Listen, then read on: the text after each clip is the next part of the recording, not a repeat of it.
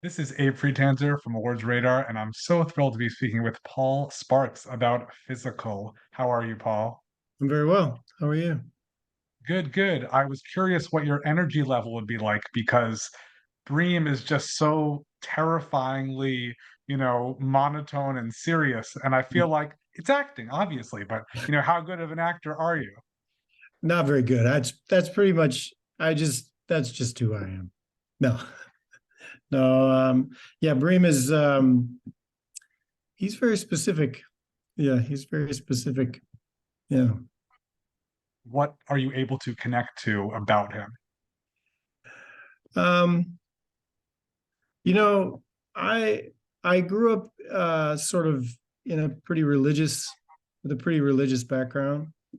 And I think the ideas of sort of discipline and hard work and these are the types of things that will make you not just successful, but also like indicate like a certain amount of like sort of godliness.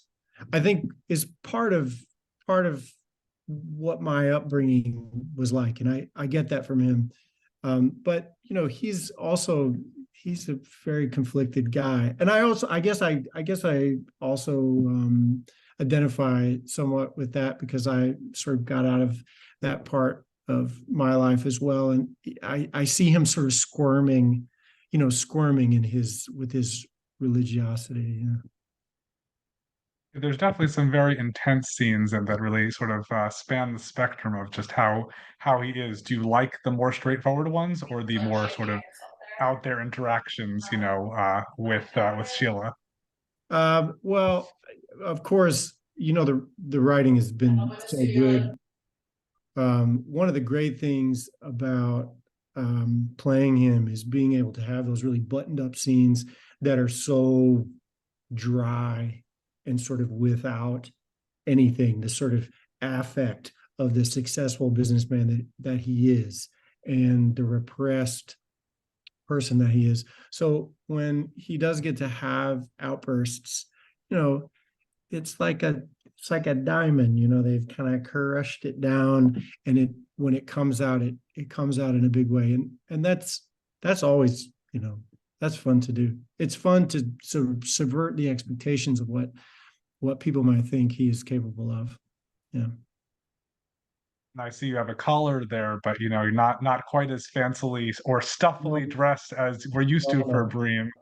No, What do I'm you pretty think laid of? back. I actually threw this shirt on just because I thought I would dress up for the occasion. I appreciate it. What do you think of his wardrobe?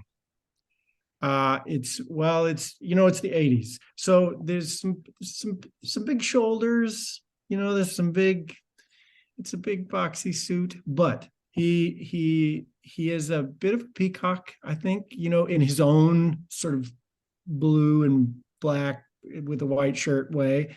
And it's fun to play, a person that loves the way they dress. They do such a good job on the show.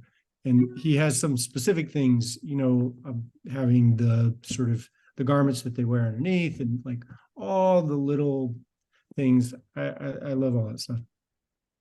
What is it like working with Rose Byrne? Um, Rose is really super special, and that's not news to anybody that's seen what she does. I think she's so immensely talented. I I really think she should win all the awards for what she's doing. I don't know of anyone who can walk the line that she walks, that manages to be that sort of full character. It's so remarkable just to witness. But also, Rose is so down to earth. She's hilarious and fun. She's great. I could not ask for a better scene partner. Could not. On the note of awards, I feel like I've enjoyed this show since the beginning. I've always thought it's worthy of a lot, but it feels like it's sort of under the radar. Is this show not like known No. by why is that? I don't know.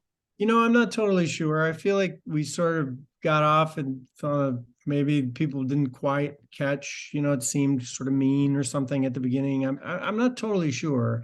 Um, to me, I have been really, I don't always watch the things that I do, but I've watched this one because I was trying to understand kind of the tone, especially in the first season. I was very much a satellite, of the show, and so I wanted to see it. I wanted to see what everybody else was sort of doing, and I've been so surprised and pleasantly so of just um, how good the writing is, how good the actors are, Rory and Deirdre. I mean, everybody is they're so good, and it's been sort of baffling to me that more people haven't seen it. That said, the people that have sort of seen it have been so effuse in their love of it. I think that a show that deals with eating disorders and deals with just being a woman, being what is power, like what's the correct way to be, all these, being a mother, all those things are so deftly sort of like written into it. So yeah, no, I think it's a great I think it's a spectacular show. I love it. Watching it for you, is it jarring to see all of the close-ups? And is that what the filming experience is like, that the camera's like right there in your face all the time? Well, it is for those of us who cringe when we see ourselves, it is a little bit jarring just to see it. And we do spend a fair amount of time looking pretty tight into the lens. That's like I think it's part of the look of the show. Um, but I don't know, it all seems pretty earned. I feel like Annie's done such a good job of telling the story not only on the page but also managing to kind of relay it through the way it's shot, the music is, and to me this show is one that it really is dangerous. It rides a line. It could become sort of ridiculous and a sort of just a bunch of people making fun of, I don't know, like pink, neon and big hairs and stuff. And I really am so thrilled that they managed to sort of handle what I would say are some of the traps of doing genre, of doing like this kind of thing.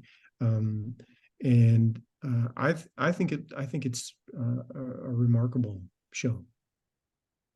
Yeah. Is there anything that you're allowed to preview related to season three? Oh, probably not. I think that's generally how that works. Is I generally just don't say anything about anything ever. I think it's really good. It continues along the same vein of being surprising, and I always, when I read the scripts, am surprised. I'm like, what are they going to do? And then what they do always is a little shocking, but always, just what it should be. So um, it's worth it. Stick around when season 3 happens. We're done. So it's ready. Well, I Yeah. did enjoy in the season two finale when we finally get to see a little bit, get to share some scenes with Rory. What was that like, having that Well, interaction? we've been laughing about it that we never do scenes together, and I love Rory, and obviously he's hilarious and he's such a good actor, and um, it's strange, we did this during COVID, and so initially we never saw anybody. We didn't have table reads. We didn't do those kinds of kind of meeting everyone things. So it's so good to work with him. I think he's such a terrific actor, and I know that I think sometimes stand-up comedians they kind of limp into the room a little bit and say, "No, I know I'm not. I don't really know." And that's just he deserves. He's amazing. I love him. I love working with him. He's generous, and um, he's available and game, and he's so funny and full of like 9 million ad libs, and he's a delight. That's great to hear. I do want to ask you briefly about a few other roles that I, instantly thought of as soon as I saw you on this show. Okay. One of them, of course, is House of Cards. That's, I feel like, somewhat close to this in terms of energy level, but a Maybe. different kind of person, right? Yeah, I feel like that guy was more um I think he was a little he's maybe troubled in a slightly different way, maybe a little more depressed and maybe a little I don't know. He's different. But yes, he is like he's got like a kind of he doesn't get in the middle and he's not loud and shouty and all that stuff. That's true. There were two, I think, downright terrifying roles that I remember seeing you in at Sundance different years. One was Mud, Oh, and the oh other is really? Thoroughbreds, which I love that film. And it's just, I mean, those two films are incredible. What was it like being part of it and just sort of tapping into, I'm not sure evil is the right word, but something close to that for those parts. Well, Jeff Nichols is a genius. I'm not saying anything anybody doesn't already know. I love Jeff. I've worked with Jeff a couple of times. He just finished Bike Riders, which I didn't do very much on, but I'm on it. I saw what they're doing. It's amazing. Um, yeah, I mean that that was just that's like nice to play the bad guy, just a mad bad guy. Um, who uh yeah, that was fun. And Thoroughbreds was a real sort of surprise. I read that script and I thought, wow, this is such a good script. I'm I think I have to do this, and then the group that came together to do that. And that was his first film. He was like a playwright. He didn't, but he was so able. He knew what he wanted. He had like a vision for things. That guy is really tan and plays sports all the time. And is just an absolute disaster of a human. Um, those are the fun things to play. I play a lot of awful people. It's true. I also assume that there are all these, House of the Dragon and Queen's Gambit fans who don't realize that these actresses, this was one of the first thing for them, and it's just incredible. I mean, obviously they're great in those roles too, but just such an incredible film. Well, you I remember having a conversation and saying like, I hope you found, two actors that can do this because these scenes are not easy. It's a lot for like young actors to do. And he said, "Oh, I've found them," and they were even then. It was really clear that the both of them were supremely talented. Their energy could not be more different, from one. They're just totally different, like people, but the way they sort of congealed and worked together, it was fun, and it was fun to watch, and I was really happy with that film. Super happy with it. Mm-hmm. And of course, I have to ask you about Boardwalk Empire. When I was looking up for like, refresher clip, Mickey Doyle laugh is I think one of Right. the big things. Is Yeah. that something you can just tap into on command, even however many years Well, later? Mickey, yeah, that was such a good role to have out of the gate for me, because that was really kind of the beginning of the things that I did. Um, and I'd been in the theater for a long time. And so I played a lot of different kinds of people. I wasn't always playing the same person. And somehow I managed to get in playing this sort of wild character that Mr. Scorsese and Terry Winter sort of allowed to happen. They allowed me to dangle out there, as a kind of Bugs Bunny-esque, 1920s gangster. And I loved Mickey.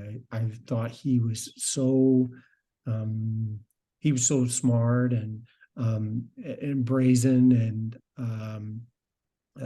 yeah, he was a really that was a really special one. And what it did was it kind of set up so that I could go and play, you know, extremely subtle things like what I think when you think about Tom from House of Cards is pretty subtle, or even in this case, John Bream, there's I'm hopeful that people, kind of can see that, there is something going on. Trust me, I'm not just a stick of wood, which, I don't know.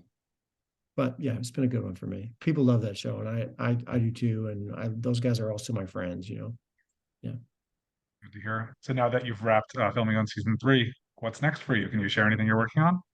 I'm in the middle of rehearsing a play that I'm doing on Broadway that's called Grey House. Joe Mantello is directing it, and Laurie Metcalf's in it, and um, Tatiana Maslany, and some awesome kids. Yeah, it's just an amazing group of people, and it's a it's a really interesting sort of suspenseful play. It's something very different, I think, than what people see on Broadway all the time. I'm very excited. We're about halfway into the rehearsal process, so um, it's all seeming very hard. But I have a beard, so there's that.